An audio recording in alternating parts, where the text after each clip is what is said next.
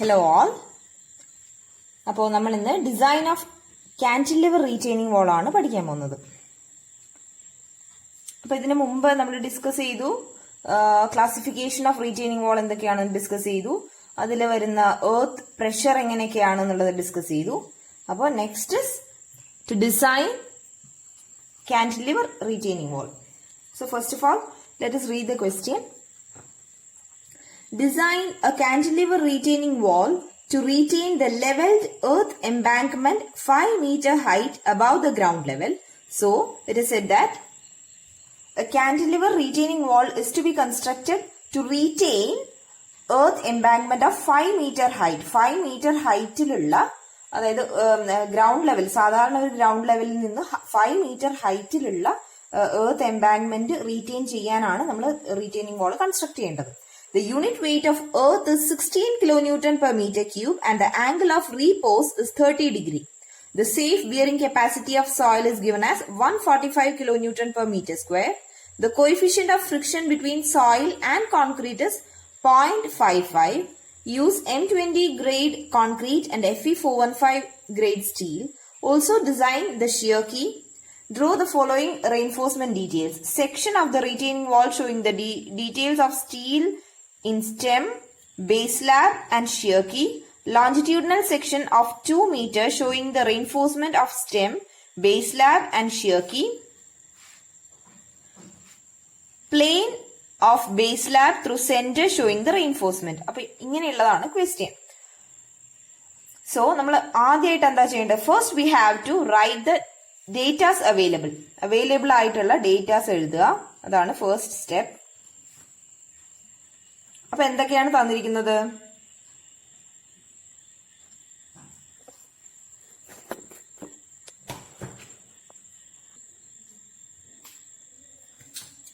Unit weight of soil.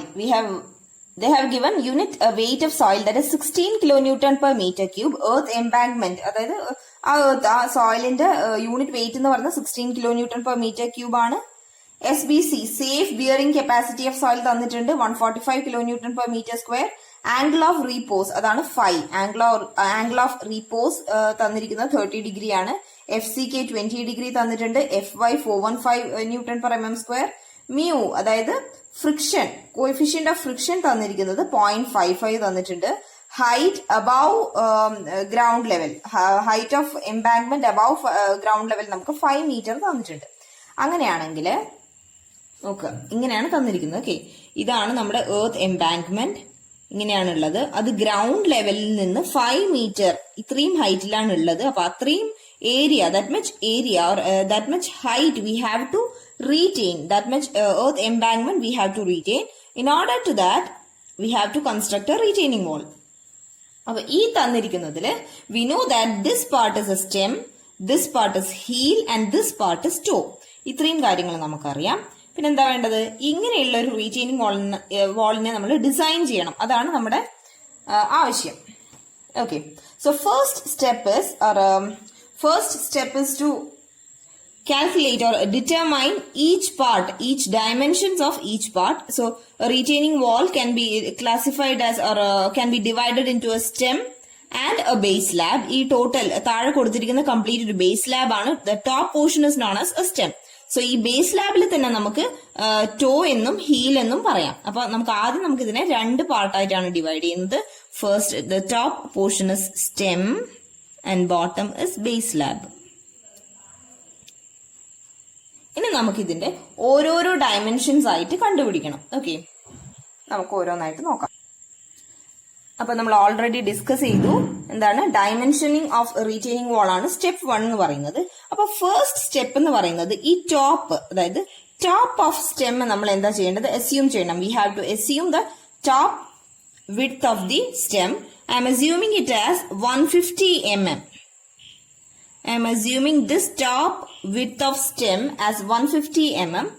അപ്പോൾ is that compulsory to take it as 150 mm? No, അങ്ങനെ ഒരു compulsory ആയിട്ടുള്ള ഒരു കാര്യമല്ല. We are checking if this width is enough or not. നമ്മൾ later on നമ്മൾ check ചെയ്യും, അത് ഈ ഒരു width മതിയോ എന്നുള്ളത് നമ്മൾ ചെക്ക് ചെയ്യുന്നുണ്ട്.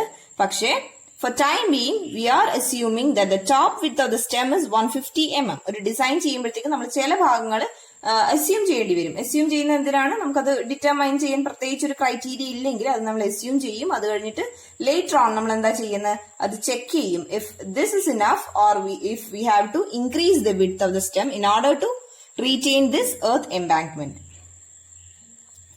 നെക്സ്റ്റ് എന്താണ്? നമ്മൾ ഈ ഒരു ടോപ്പ് വിഡ്ത്ത് അസ്യൂം ചെയ്തു. The next step is to find the height of the foundation, or the height from the ground level to the base of the slab is known as height of the foundation. ഈ ഒരു height നമ്മൾ determine ചെയ്യണം. Okay, ഈ height determine ചെയ്യാൻ വേണ്ടിയിട്ട് നമ്മൾ use ചെയ്യുന്നത് Rankine's ഫോർമുലയാണ്. Depth of foundation is determined by Rankine's formula. Rankine's formula എന്താണ്? നിങ്ങൾ പഠിച്ചിട്ടുണ്ടാവും already. That is safe bearing capacity by gamma into 1 minus sin phi by 1 plus sin phi whole square. അതാണ് നമ്മുടെ Rankine's formula. So we know that SBC safe bearing capacity is 145 and gamma അതായത് unit weight of soil is 16 kilonewton per meter cube.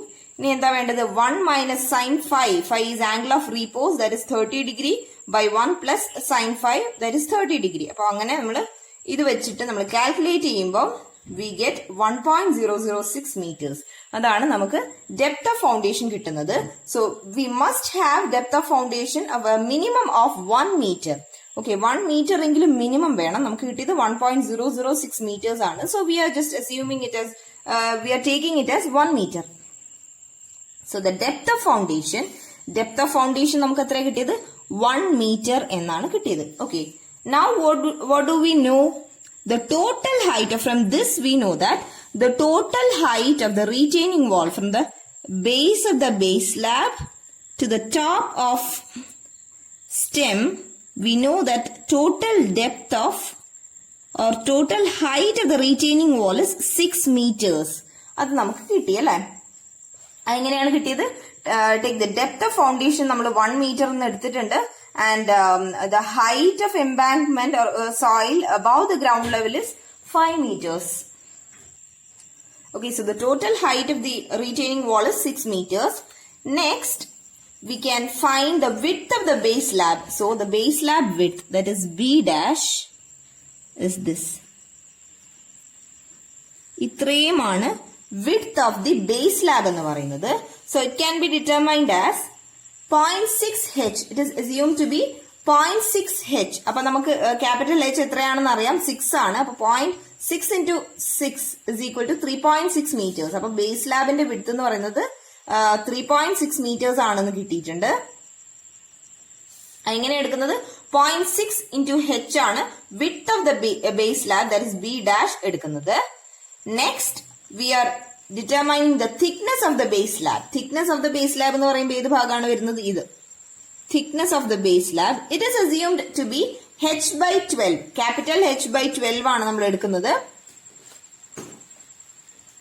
That means we'll get 0.5 meters. അപ്പൊ ഈ ഒരു thickness എന്ന് പറയുന്നത് 0.5 meters ആണ് കിട്ടിയിരിക്കുന്നത്. ഇപ്പൊ നമ്മൾ എന്തൊക്കെയാണ് കണ്ടുപിടിച്ചത്? We have found the depth of foundation, that is 1 meter, that we have found it by using Rankine's formula. Next, we have determined the total height of the retaining wall, that is by adding the depth of foundation plus the height of the earth embankment. Then width of the base slab, that we have determined by using the formula 0.6 h, capital H, that is 0.6 into 6. Then thickness of the base slab, that is h by 12, we get 0.5 meters. അപ്പൊ അത്രയും കാര്യങ്ങളാണ് നമുക്ക് കിട്ടിയിരിക്കുന്നത്. ഇനി എന്താണ് ചെയ്യേണ്ടത്? We have to find the height of the stem, that will be writing as small h. അപ്പൊ അതും നമ്മുടെ ക്യാപിറ്റൽ എച്ചും സെയിം അല്ലാത്തത് എന്തുകൊണ്ടാണ്?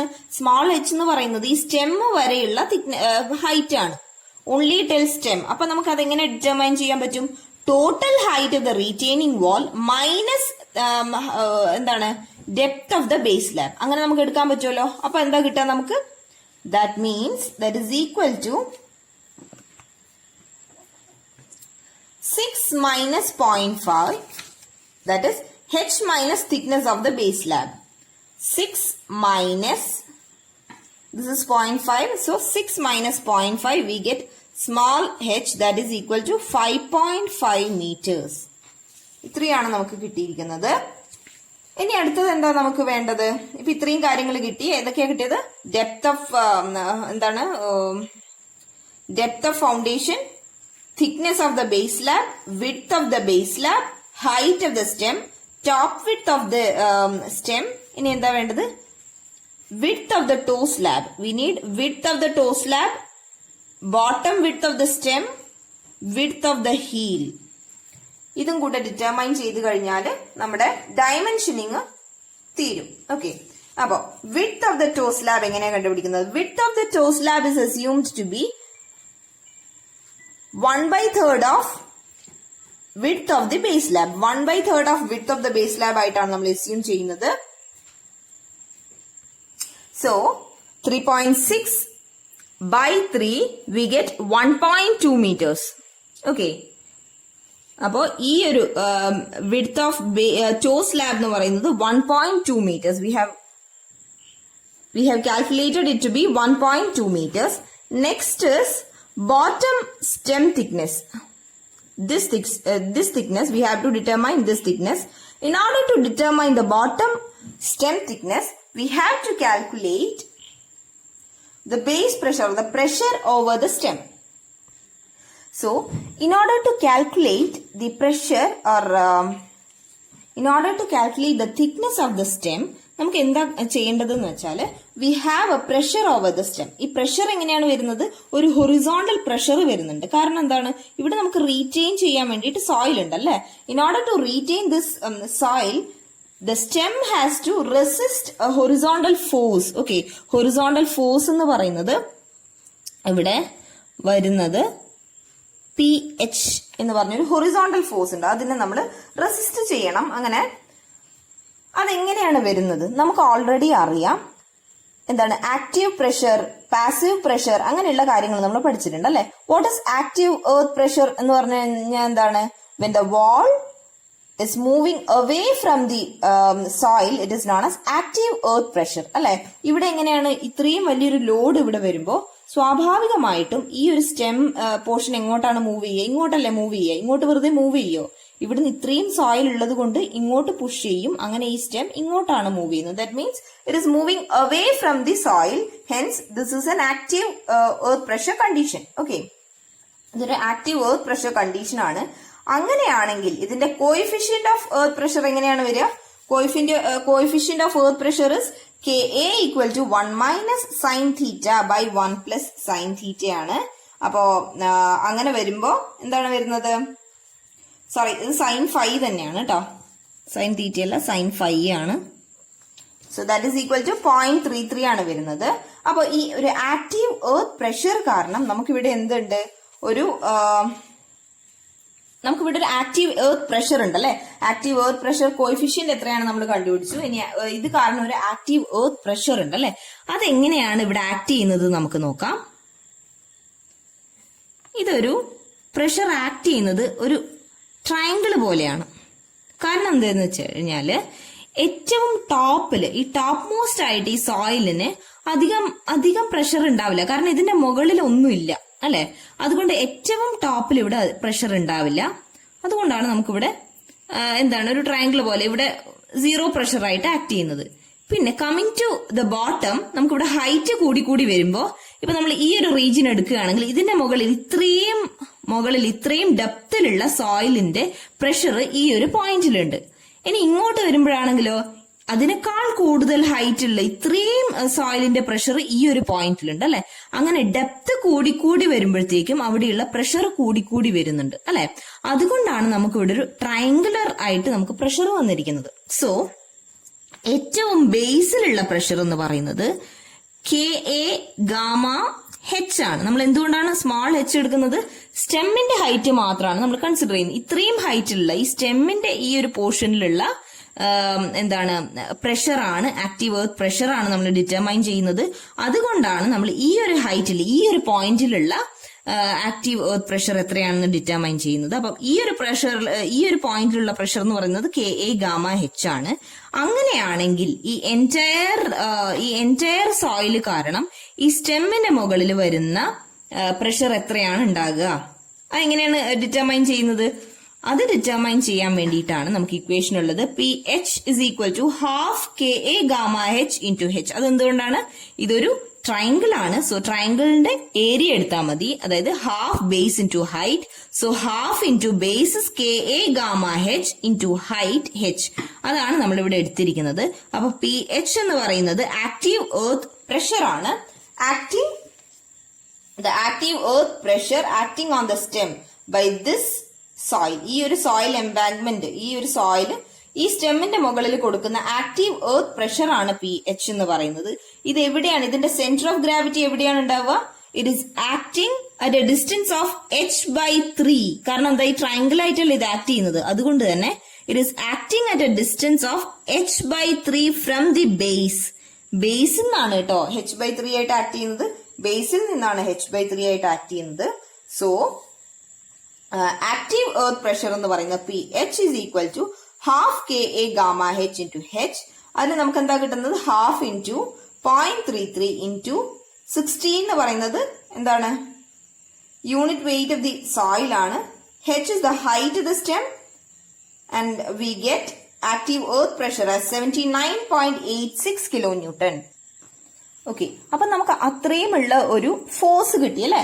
So such a force is acting, we are assuming that it is acting. If it is a unit load or if it is a concentrated load, it will be acting at a point h/3 from the base. Okay, അപ്പൊ P H എന്ന് അതൊരു concentrated load ആയിരുന്നെങ്കിൽ അത് h/3 from the ബേസിലാണ് act ചെയ്യുന്നത്.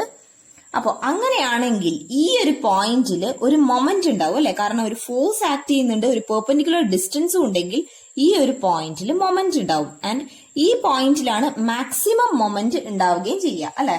ഈ ഒരു പോയിന്റിലാണ് maximum moment ഉണ്ടാവുന്നത് ബേസിലേക്ക് നോക്കുമ്പോഴത്തേക്കും. കാരണം ഈ ഒരു ഈ ഫോഴ്സ് ആക്ട് ചെയ്യുന്നത് h/3 എന്ന ഡിസ്റ്റൻസിലാണെങ്കിൽ അവിടുന്ന് ഏറ്റവും ഫാർ അവേ, സ്റ്റെമ്മിന്റെ ഏറ്റവും ഫാർ അവേ ആയിട്ടുള്ളത് ഈ ഒരു പോയിന്റിലാണ്. ടോപ്പിലേക്കല്ല, ഈ ഒരു ബേസിലേക്ക് എടുക്കുമ്പോൾ. കാരണം മുകളിലേക്ക് പോകുമ്പോൾ എന്താണ്, ഫോഴ്സ് കുറഞ്ഞു വരികയല്ലേ ചെയ്യുന്നത്. സോ അപ്പൊ ഇവിടെയാണ് നമ്മുടെ മാക്സിമം മൊമെന്റ് വരുന്നത്. ഇവിടുത്തെ മൊമെന്റ് ആണ് നമുക്ക് കണ്ടുപിടിക്കേണ്ടത്. കാരണം എന്താണ്, ഇവിടുത്തെ ഡെപ്ത് ആണ് നമുക്ക് കണ്ടുപിടിക്കേണ്ടത്. സോ ഈ ഒരു മൊമെന്റ് റെസിസ്റ്റ് ചെയ്യാൻ പറ്റുന്ന ഡെപ്ത് ആയിരിക്കണം സ്റ്റെമ്മിനുള്ളത്. അതായത് ഡെപ്ത് നമ്മളിവിടെ പറയുന്നത് എന്താണ്, തിക്നെസ് ആണ് അല്ലെ. സ്റ്റെമ്മിന് കൺസിഡർ ചെയ്യുമ്പോൾ ഇവിടുത്തെ ഡെപ്ത് എന്ന് പറയുന്നത് സ്റ്റെമ്മിന്റെ ബോട്ടം തിക്നെസ് ആണ്. സോ ഇവിടെ മാക്സിമം ഇവിടെ വരുന്ന മൊമെന്റിനെ റെസിസ്റ്റ് ചെയ്യാൻ പാകത്തിന് ഇവിടെ നമ്മൾ സ്റ്റെമ്മിന് ഡെപ്ത് കൊടുക്കണം. Okay, so in order to that, first of all we have to find out the working moment of the soil. അപ്പോ മൊമെന്റ് കണ്ടുപിടിക്കാൻ എന്താ ചെയ്യേണ്ടത്? Force into perpendicular distance. അപ്പൊ നമുക്കറിയാം ഫോഴ്സ് എന്ന് പറയുന്നത് ആക്റ്റീവ് എർത്ത് പ്രഷർ ആണ്. പെർപെൻഡിക്കുലർ ഡിസ്റ്റൻസ് എന്ന് പറയുന്നത് h/3 ആണ്. Active earth pressure is acting at a distance h/3 from the base of the stem. അതുകൊണ്ട് തന്നെ അതിന്റെ മൊമെന്റ് എന്ന് പറയുന്നത് പി എച്ച് ഇൻറ്റു h/3 ആണ്. അങ്ങനെ ചെയ്യുമ്പോൾ നമുക്ക് കിട്ടും 79.86 into 5.5/3 which is equal to 146.41 kilonewton metre. അതെന്താണ്? വർക്കിംഗ് മൊമെന്റ് ആണ്. ഓക്കെ, അത് വർക്കിംഗ് മൊമെന്റ് ആണ്, എക്സാക്ട് മൊമെന്റ് ആയിരിക്കും. അപ്പൊ അതിൽ നിന്ന് ഒരു ഇത്തിരി കൂടെ കൂടിക്കഴിഞ്ഞാൽ നമ്മൾ സേഫ് ആക്കണം അല്ലെ. സേഫ് ആക്കണമെങ്കിൽ നമ്മൾ എന്താ ചെയ്യേണ്ടത്? ഡിസൈൻ മൊമെന്റ് ആക്കണം. അതിന് വേണ്ടിയിട്ട് നമ്മൾ എന്താ ചെയ്യുന്നത്? ഒരു ഫാക്ടർ ഓഫ് സേഫ്റ്റി കൂടെ മൾട്ടിപ്ലൈ ചെയ്യുന്നു, 1.5. So we get the value as 219.62 kilonewton meter. ഇതാണ് നമ്മുടെ സ്റ്റെമ്മിന്റെ ഈ ബോട്ടം ബേസ് ഓഫ് ദ സ്റ്റെമ്മിൽ വരുന്ന മൊമെന്റ്. അപ്പൊ ഈ ഒരു മൊമെന്റിനെ റെസിസ്റ്റ് ചെയ്യാൻ പാകത്തിനായിരിക്കണം നമ്മുടെ depth of the base depth of the stem കൊടുക്കേണ്ടത്. അപ്പൊ അതിന് നമ്മൾ എന്താ ചെയ്യുന്നത്? NXGയിൽ പോയിട്ട് IS 456/2000 NXGയിൽ നമുക്ക് ഇക്വേഷൻ ഉണ്ട്. ഇത് നമ്മൾ കണ്ട് തയമ്പിച്ചൊരു ഇക്വേഷൻ ആണ് അല്ലെ. ഇത് വച്ചിട്ട് നമ്മൾ എന്താ കണ്ടുപിടിക്കേണ്ടത്? ഡെപ്ത് കണ്ടുപിടിക്കണം, എഫക്റ്റീവ് ഡെപ്ത് കണ്ടുപിടിക്കണം. So mu limit is equal to 0.36 XU max by D 1 minus 0.42 XU max by D FCK D square. So FCK BD square ആണ്. ഓക്കെ, അങ്ങനെയാകുമ്പോൾ നമ്മൾ എന്താ ചെയ്യേണ്ടത്? mu ലിമിറ്റ്, അപ്പോൾ നമ്മുടെ മാക്സിമം വരുന്ന മൊമെന്റ് എന്ന് പറയുന്നത് നമ്മളിവിടെ കൊടുത്തു 0.36. XU max by ഡിയുടെ വാല്യൂ 0.48 ആണ്. കാരണം എന്താണ്? ഇത് FE 415 ആണെന്ന് തന്നിട്ടുണ്ട് അല്ലെ. അതുകൊണ്ട് XU max by ഡിയുടെ വാല്യൂ 0.48 ആണ്. ഇതൊക്കെ നമ്മുടെ IS 456/2000 കിട്ടുന്നതാണ്. നമ്മൾ ഓൾറെഡി പല ഡിസൈൻസും പഠിച്ചിട്ടുണ്ട് അല്ലെ. DCS 1 പഠിച്ചത് കൊണ്ട് ഞാൻ ഇതൊന്നും എക്സ്പ്ലെയിൻ ചെയ്യുന്നില്ല. You know that very well. So 1 minus 0.42 into 0.48 20. ഇതെന്താ FCK എന്ന് പറഞ്ഞാൽ 20 ആണ് നമുക്കറിയാം. ഇനി എന്താ വേണ്ടത്? BD square. B എന്താണ്? B ഇവിടെ നമ്മൾ ഒരിക്കലും തെറ്റിയിട്ട് ബേസ് സ്ലാബിന്റെ വിഡ്ത്ത് എടുക്കരുത്. എന്തുകൊണ്ടാണ്? We are designing a retaining wall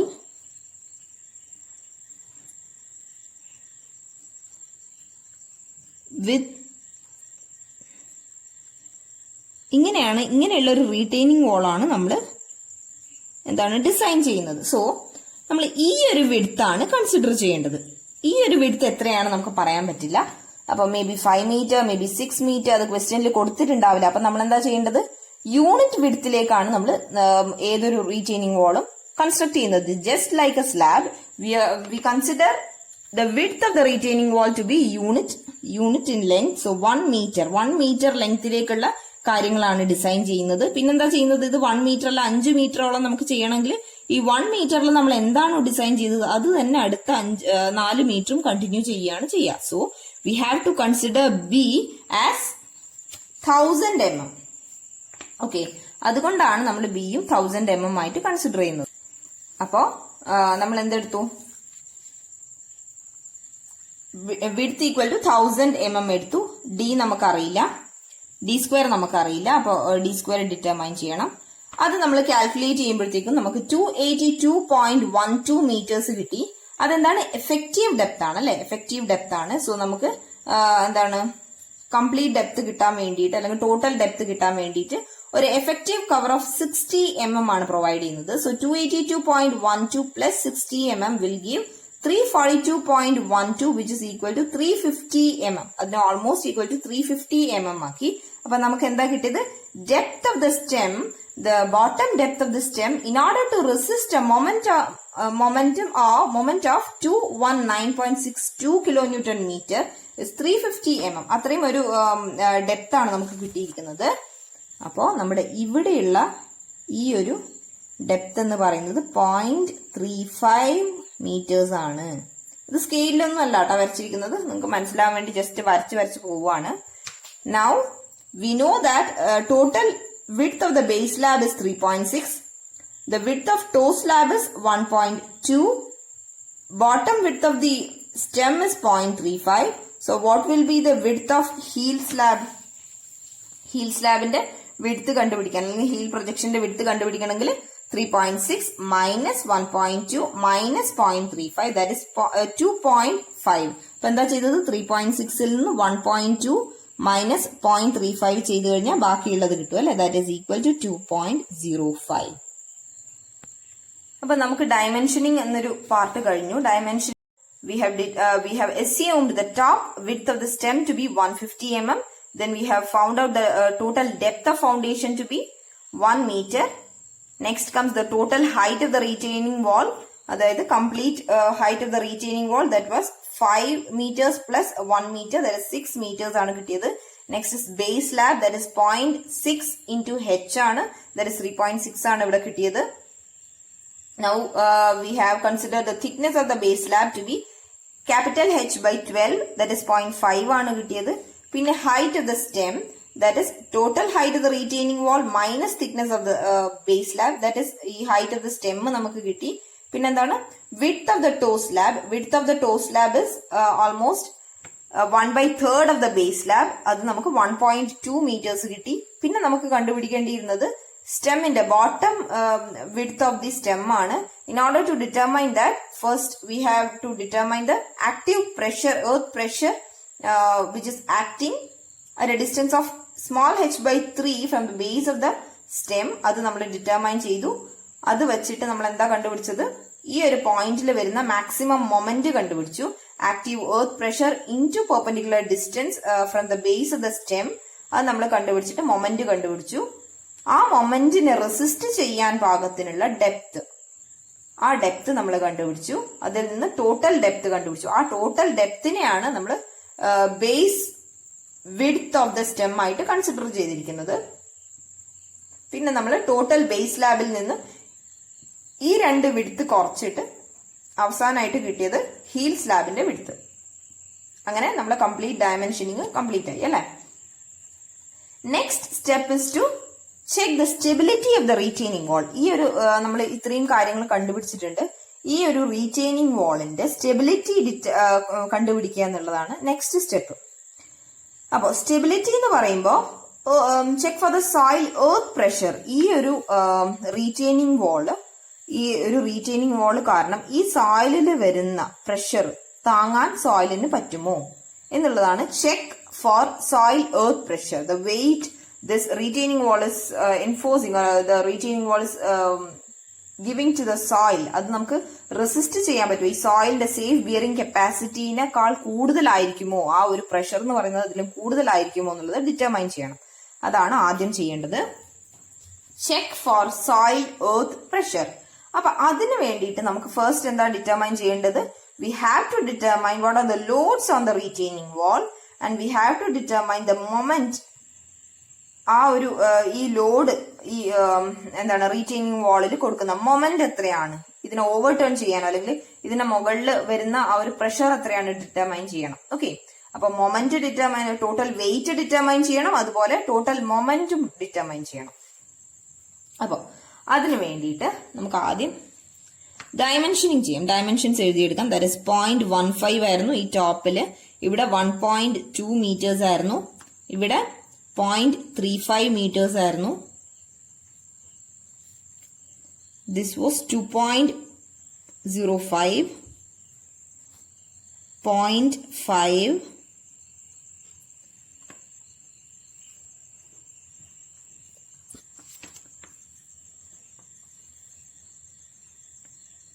6 meters, 5 meters. Okay, almost ആയി അല്ലെ. 3.6. ഇത്രയും ഡയമെൻഷൻസ് ആണ് നമുക്ക് അറിയുന്നത്. അപ്പൊ ഫസ്റ്റ് ഓഫ് ഓൾ ഈ ഒരു സോയിലിൽ വരുന്ന ലോഡ് നോക്കാം. അപ്പൊ first of all we have to consider the load from the soil embankment. ഈ സോയിൽ എംബാങ്ക്മെന്റ് കാരണമുള്ള ലോഡാണ് കൺസിഡർ ചെയ്യേണ്ടത്. So let us consider this as rectangular portion. ഇതൊരു റെക്ടാംഗുലർ പോർഷൻ ആണെന്ന് കൺസിഡർ ചെയ്യണം അല്ലെ. ഇവിടം വരെയാണ് കൺസിഡർ ചെയ്യേണ്ടത്, ഈ ഹീൽ സ്ലാബ് വരെയാണ് കൺസിഡർ ചെയ്യേണ്ടത്. കാരണം എന്താണ്, നമ്മൾ ഈ റീറ്റെയിനിങ് വാളിന്റെ താഴെ വരുന്ന ലോഡാണ് നോക്കുന്നത്, അല്ലെങ്കിൽ ഇത്രയും പോർഷൻസിൽ വരുന്ന ലോഡ് മാത്രമേ കൺസിഡർ ചെയ്യുന്നുള്ളൂ. So the earth embankment is considered to be a rectangular portion. അങ്ങനെയാണെങ്കിൽ ഈ ഒരു total weight of the rectangular portion is assumed to be the centre of rectangle അല്ലെ. ഈ ഇതിന്റെ സെന്ററിലാണ് ആക്ട് ചെയ്യുന്നതായിട്ട് നമ്മൾ നോക്കുന്നത്. അതായത് centre of gravity is exactly in the middle of the rectangle. So നമുക്ക് ഇതിനെ W1 എന്ന് എടുക്കാം. മിഡിൽ ഓഫ് ദ റെക്ടാംഗിൾ എന്ന് പറയുമ്പോൾ 2.05ന്റെ പകുതി, നേർപകുതിയിലാണ് ഇത് ആക്ട് ചെയ്യുന്നത്. 5ന്റെയും നേർപകുതിയിലായിരിക്കും ഈ സെന്റർ ഓഫ് ഗ്രാവിറ്റി ആക്ട് ചെയ്യുന്നത് അല്ലെ. ഓക്കെ, അതാണ് ഫസ്റ്റ് ലോഡ് എന്ന് പറയുന്നത്.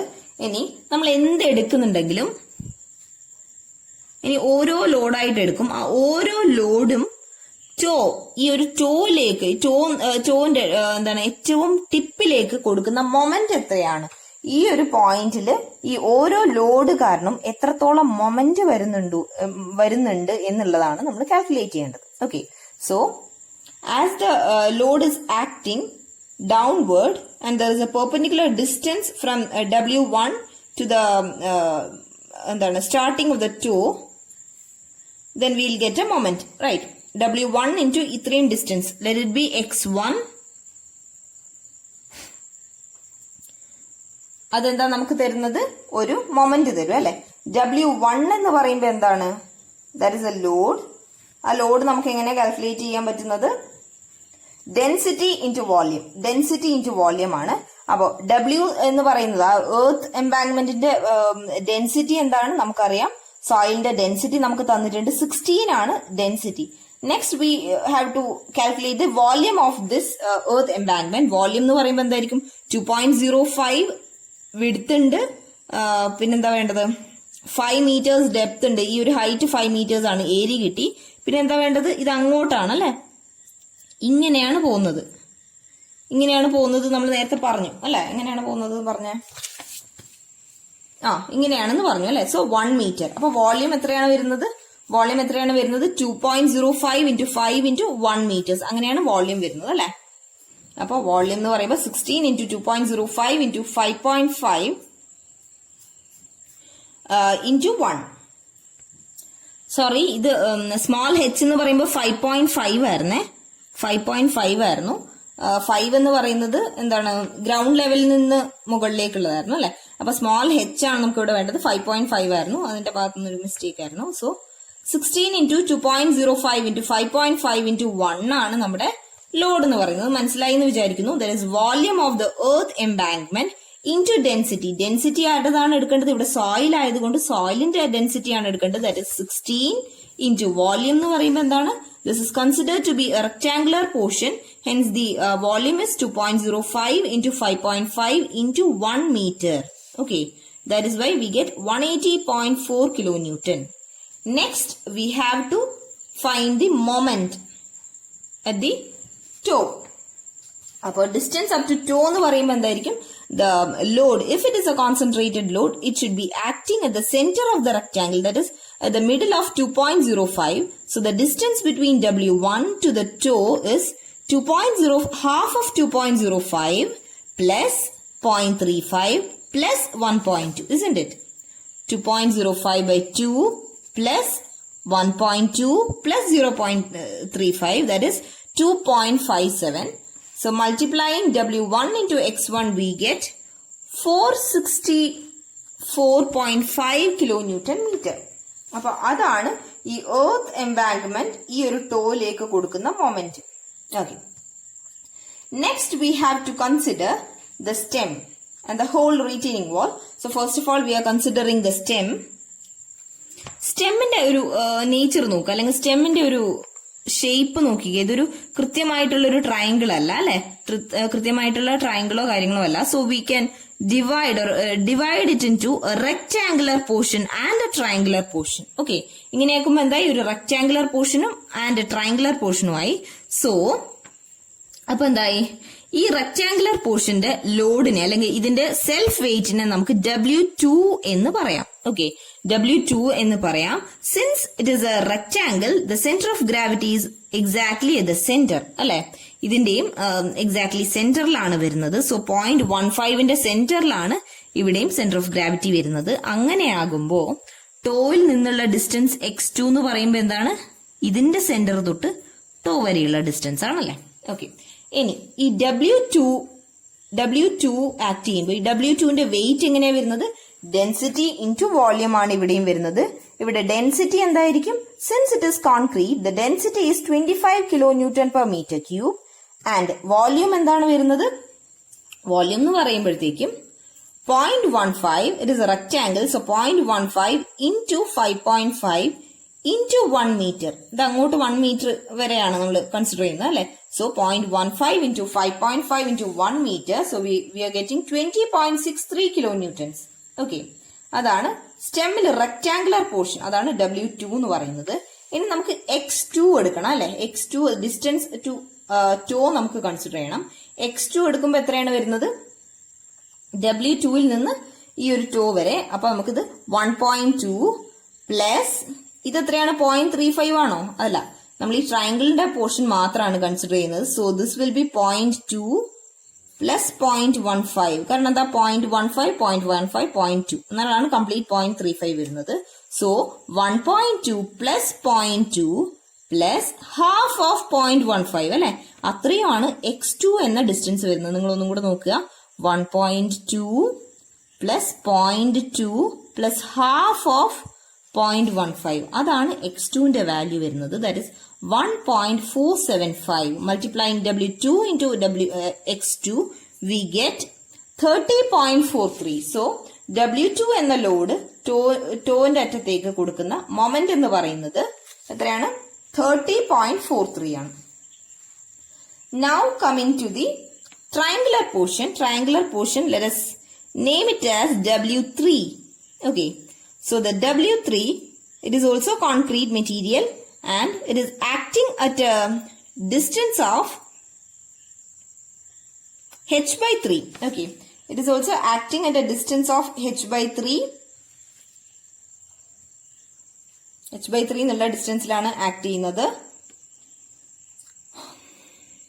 ഓക്കെ, അങ്ങനെയാകുമ്പോൾ ടോയിൽ നിന്ന് ഇവിടം വരെയുള്ള ഡിസ്റ്റൻസിന് നമുക്ക് എന്തെടുക്കാം? x3 എന്നെടുക്കാം. ഓക്കെ, മനസ്സിലാവുന്നുണ്ടെന്ന് വിചാരിക്കുന്നു. So first of all let us calculate the weight of the triangular portion, that is W3. W3 എന്ന് പറയുമ്പോൾ density into volume തന്നെയാണ്. Density here also it is a concrete portion, so density is 25 kilonewton meter per meter cube.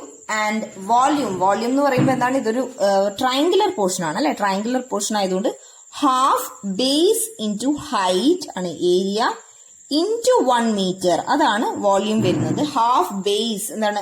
Half into base പറയുന്ന 0.2 ആണ്. Triangular portion മാത്രമാണ് consider ചെയ്യുന്നത്. So 0.2 ആണ്. Half base into height, height എത്രയാണ് വരുന്നത്? 5.5 ആണ്. Half base into height into 1 metre. അപ്പൊ നമുക്ക് വോള്യൂം കിട്ടും. അപ്പൊ എന്തായി? 25 into half base into height into 1, that is 13.75. Okay, അങ്ങനെയാണ് കിട്ടിയിരിക്കുന്നത്. ഇനി നമ്മുടെ ട്രയാങ്കുലർ പോർഷൻ ആണെങ്കിലും ട്രയാങ്കുലർ പോർഷന്റെ ബേസിൽ നിന്ന് h/3 ഡിസ്റ്റൻസിലും അതുപോലെ തന്നെ ഈ ഒരു സൈഡിൽ നിന്നും h/3 ഡിസ്റ്റൻസിൽ ആണ് നമ്മുടെ h/3 അല്ല, ഈ ബോട്ടം ബൈ 3 ഡിസ്റ്റൻസിലാണ് നമ്മുടെ വെയിറ്റ് ആക്ട് ചെയ്യുന്നത്. അങ്ങനെയാണ് സെന്റർ ഓഫ് ഗ്രാവിറ്റിയിലും ആക്ട് ചെയ്യുന്നത്. ഓക്കെ, ഒരു ട്രയാങ്കുലർ പോർഷൻ ആകുമ്പോൾ ബേസിൽ നിന്നും h/3, അതുപോലെ 90 ഡിഗ്രി സ്ട്രെയിറ്റ് ആയിട്ടുള്ള പോർഷനിൽ നിന്നും ബേസ് ബൈ 3 ആ ഒരു ഡിസ്റ്റൻസിലാണ് നമ്മുടെ സെന്റർ ഓഫ് ഗ്രാവിറ്റി ആക്ട് ചെയ്യുന്നത്. അങ്ങനെയാണെങ്കിൽ ഈ ഒരു പോർഷൻ, ഓക്കെ, ഈ ഒരു പോർഷൻ എന്ന് പറയുന്നത് 2/3 ആയിരിക്കും. ഓക്കെ, 2/3 ഓഫ് ദ ബേസ് ആയിരിക്കും. ഓക്കെ, 2/3 ഓഫ് ദ ബേസ് ആയിരിക്കും. അങ്ങനെയാകുമ്പോൾ എത്രയാണ് നമ്മുടെ x3 എന്ന് പറയുന്ന ഡിസ്റ്റൻസ് എത്രയാണ് വരുന്നത്? 1.2 എന്ന് പറയുന്നത് എക്സാക്ട്ലി 1.2 തന്നെ വരും. പിന്നെന്താണ്? 0.2 ആണ് ട്രയാങ്കുലർ പോർഷന്റെ ബേസ് വരുന്നത്. So 2/3 of 0.2. ഞാൻ പറഞ്ഞത് മനസ്സിലായി എന്ന് വിചാരിക്കുന്നു.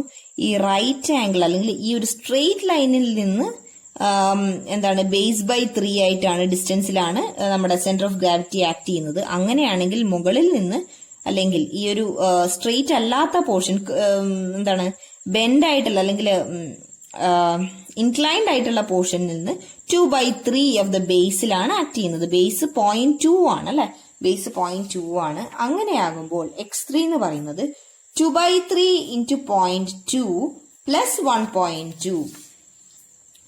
2/3 into 0.2 plus 1.2 അതാണ് x3 എന്ന ഡിസ്റ്റൻസ്. അപ്പൊ അവ തമ്മിൽ മൾട്ടിപ്ലൈ ചെയ്യുമ്പോഴത്തേക്കും നമുക്ക് കിട്ടുന്നത് 18.33. സോ ദ ട്രയാങ്കുലർ പോർഷൻ, സ്റ്റെമ്മിന്റെ ട്രയാങ്കുലർ പോർഷൻ നമുക്ക് ഇവിടെ തരുന്ന മൊമെന്റ് എന്ന് പറയുന്നത് 18.33 ആണ്. സോ ദ ലാസ്റ്റ് തിങ് എന്ന് പറയുമ്പോൾ ഇപ്പൊ നമ്മൾ എന്തൊക്കെയാ കൺസിഡർ ചെയ്തത്? വെയിറ്റ്, ഓരോന്നിന്റെ വെയിറ്റ് ആയിട്ട് നോക്കുകയാണ്. First we have consider the wait of the soil and the density is 16 kilonewton per meter cube. And next we are considering each part of the retaining wall. First we have considered the stem we have divided it into a rectangular portion and a triangular portion. Now we are considering the whole base slab. Okay, base slab നെ മൊത്തത്തിൽ നമ്മൾ W4 എന്നാണ് എടുക്കുന്നത്. And since it is a rectangle, the center of gravity is exactly the center. സെന്ററിലാണെങ്കിൽ distance from the toe is x4. Okay, അപ്പൊ W4 എന്ന് പറയുന്നത് എന്താണ്? Density into volume ആണ്. Density is 25 kilonewton per meter cube into volume 3.6 into 0.5 into 1 meter. എല്ലാത്തിനും എന്തിനാണ് 1 meter എന്ന് പറയുന്നത് എന്ന് മനസ്സിലായി എന്ന് വിചാരിക്കുന്നു. കാരണം we are considering retaining wall for a distance of 1 meter. So volume എന്ന് പറയുമ്പോൾ ഈ ഏരിയ മാത്രമല്ല, ഈ ഏരിയ ഇൻറ്റു ഇത്രയും ഡിസ്റ്റൻസ്, ഈ കംപ്ലീറ്റ് കാര്യത്തിന് വേണ്ടിയിട്ടാണ് നോക്കുന്നത്. സോ 1 meter എന്ന് പറയുന്നത് ഈ ഒരു ഡിസ്റ്റൻസ് ആണ്. അതാണ് ഞാൻ ഓരോന്നിലും 1 meter എന്ന് പറയുന്നത്. I hope you guys understood this. Now W4 എന്ന് പറയുന്നത് സെന്റർ ഓഫ് റെക്ടാംഗിൾ പോർഷനിലാണ് ആക്ട് ചെയ്യുന്നത്. So x4 is merely 3.6/2. Okay, that is 1.8. അങ്ങനെ ആകുമ്പോഴത്തേക്കും നമുക്ക് എന്താ കിട്ടുന്നത്? വോള്യൂം എന്ന് പറയുന്നത് 3.6 into 0.5 ആണ്. 0.5 ആണെന്നാണ് എൻ്റെ ഓർമ്മ. 0.5 ആണ് ഇൻറ്റു 1 മീറ്റർ. അങ്ങനെ ആക്കുമ്പോഴത്തേക്ക് നമുക്ക് കിട്ടും 45 kilo newton. And x4 is 3.6 by 2, that is 1.8. Now total moment is 45 into 1.8, that is 81 kilo newton metre. അപ്പൊ ഇത്രയും കാര്യങ്ങളാണ്, ഇത്രയും എന്താണ് ലോഡ്സ് ആണ് ഉണ്ടാവുന്നത്. ഒരു റീറ്റെയിനിങ് വാളിൽ വരുന്ന ലോഡ് ഇത്രയും ആണ്. കാര്യം പറയുമ്പോൾ സിമ്പിൾ ആയിട്ട് wait of the soil embankment as well as weight of the retaining wall, self weight of the retaining wall. ഇത്രയേ ഉള്ളൂ. പക്ഷെ since the retaining wall has a difficult or different shape, we have to consider each of the members differently. അതുകൊണ്ടാണ് നമുക്ക് ഇത്രയും ലോഡും കാര്യങ്ങളും വരുന്നത്. So moments നമ്മൾ ഓരോന്നിന്റെയും ഡിഫറെന്റ് ആയിട്ട് കണ്ടുപിടിക്കണം. മൊമെന്റ് എങ്ങോട്ടാണ് എടുക്കേണ്ടത്? Toe, tip of the toe ആണ് നമ്മൾ എടുക്കേണ്ടത്. ഓരോന്നിന്റെയും സെന്റർ ഓഫ് ഗ്രാവിറ്റി ഏതാണ്? ഷേപ്പിനനുസരിച്ച് സെന്റർ ഓഫ് ഗ്രാവിറ്റി നോക്കുക. സെന്റർ ഓഫ് ഗ്രാവിറ്റിക്ക് അനുസരിച്ചിട്ട് നമ്മൾ എന്ത് കണ്ടുപിടിക്കേണ്ടത്? മൊമെന്റ്, ആ ഡിസ്റ്റൻസ് കണ്ടുപിടിക്കുക, മൾട്ടിപ്ലൈ ചെയ്തിട്ട് മൊമെന്റ് കണ്ടുപിടിക്കുക. ഇത്രയും നോക്കിക്കഴിഞ്ഞാൽ നമുക്ക് എന്താ കിട്ടുന്നത്? Now adding all the weights we have total load equal to 259.76 kilo newton and total moment is equal to 594.29. അപ്പൊ ഇത്രയാണ് ഉള്ളത്. So we can wind up today's class. Hope you all understood the portion. Thank you.